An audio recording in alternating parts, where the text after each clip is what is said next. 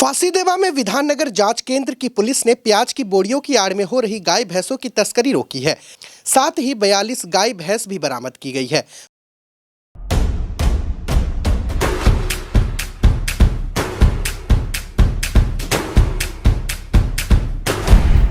Stay tuned. बताया गया है कि फांसीदेवा के मुरलीगंज चेकपोस्ट पर पुलिस ने प्याज लदी एक लॉरी को जब्त किया है।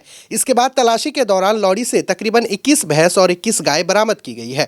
वहीं इस मामले में 2 लोगों को गिरफ्तार भी किया गया है।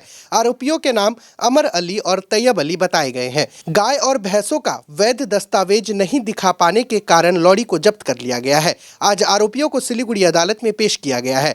विधाननगर जांच केंद्र की पुलिस ने घटना की जांच शुरू कर दी है।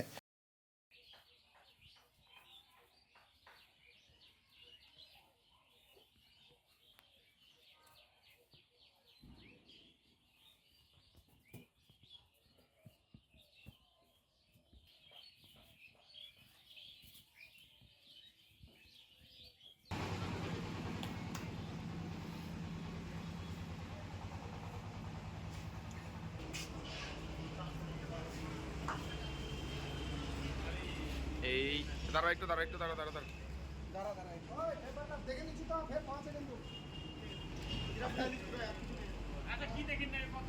নিয়ে যাও।